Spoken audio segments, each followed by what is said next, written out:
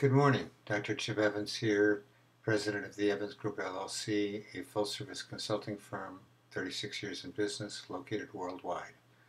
This article was written in January of 13 and is being made as a movie in July 4th of 2013, and I consider it one of my most important articles written on basic logic, mind masturbation.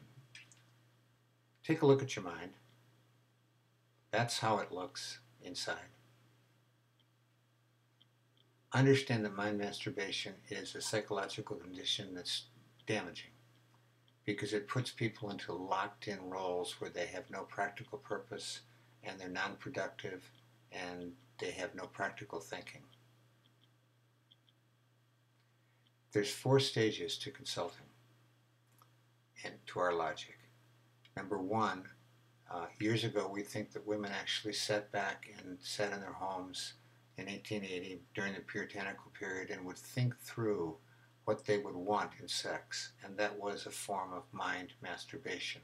Much of that is the very same thinking of those of us where we think with what we know is to be the only true and factual way that something exists. So if we pull someone along or manipulate them, we're doing a slim, slow slide to have them do it our way. Like personalities are great at getting together and having circular, mind masturbatory conversations in which they're clearly simply bibble-babble.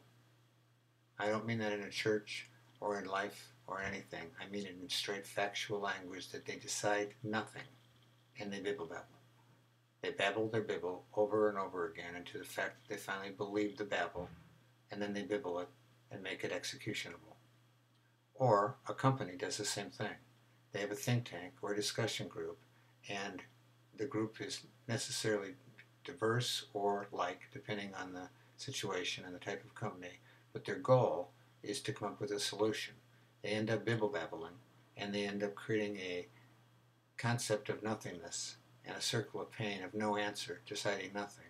Or an activist member comes in, takes over, and becomes a strong leader and makes the conversation so it's completely his or her mentality, mind masturbation, because all the other people sit in the room without any free-flowing thought and literally are like the lady sitting upstairs back in 1880. They're waiting to leave from the bibble-babble, because the babble that creates the bibble will create no executionable solutions. We like to understand thinking and understanding masturbation, mind masturbation, and how it affects a group, first by recognizing that you need a physical therapy, someone that mentions that we're actually in a circular conversation, somebody that understands that we don't get what we're disagreeing upon, somebody that understands that we need to argue past the point of what we do and don't do. There's 2 types of individuals we have to eliminate immediately, and I'll end here. There's a conscious saboteur and a subconscious saboteur. A conscious saboteur is someone that's immediately listening to whatever could change and saying, no, it's not going to change, and let me go to work on getting it done. And they then go unconsciously work in every fashion that they can with their political power within the organization to make it not change. Or there's a subconscious saboteur that does the very same thing without knowing it, and does it in even a more dangerous fashion by subconsciously sabotaging whatever change has been made. Mind masturbation occurs when there's a circular thought and no chaos theory or free-flowing thought is allowed. Mind masturbation is eliminated when you have a facilitator or someone that leads a conversation to an open-flowing dialogue and doesn't set rules and allows the conversation to eliminate the conscious and the subconscious saboteur, who, by the way, you should fire today.